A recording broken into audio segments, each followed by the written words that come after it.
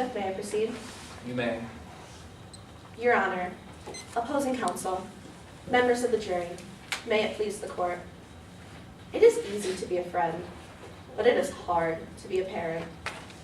As a parent, you often have to make those tough decisions that your child may not like or understand, but it is what is right for them. Hayden Duran, the defendant in today's trial, was perfectly capable of making these decisions. She only lacked the will, and as a result, an 11-year-old child died. Sydney Park was that 11-year-old girl.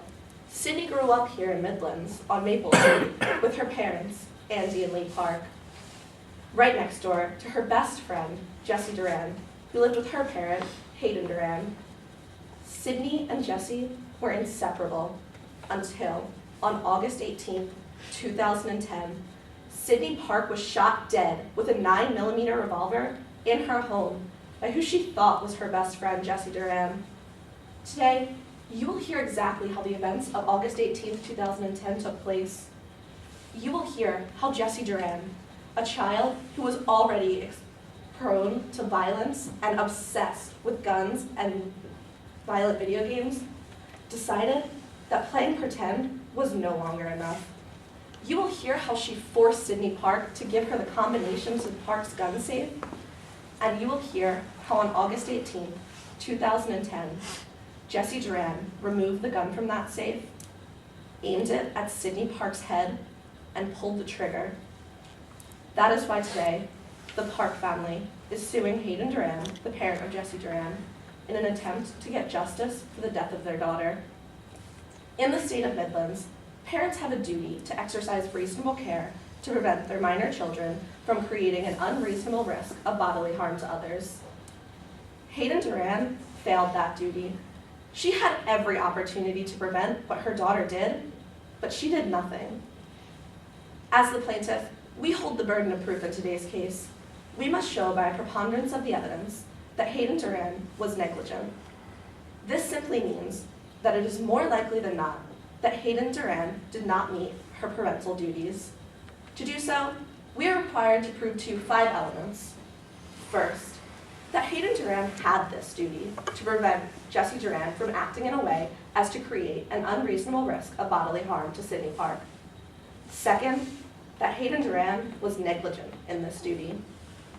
Third, that Jessie Duran acted in a way as to create an unreasonable risk of bodily harm to Sydney Park.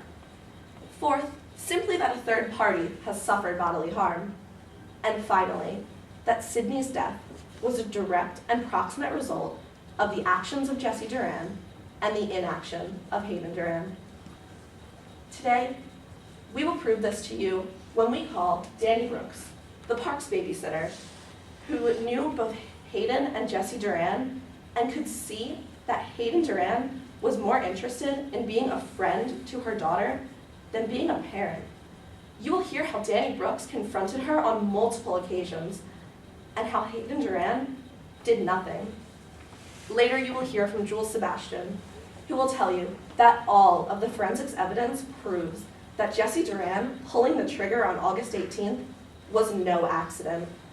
And finally, you will hear from child psychologist Dr. Campbell Solo, who will tell you that before August 18, 2010, Jessie Duran had exhibited numerous warning signs and risk factors. Dr. Solo will tell you that these warning signs and risk factors were clearly apparent, yet Hayden Duran did nothing. Hayden Duran had every opportunity to step in and prevent what her daughter did, but she did nothing. And as a result, Sydney Park lost her life.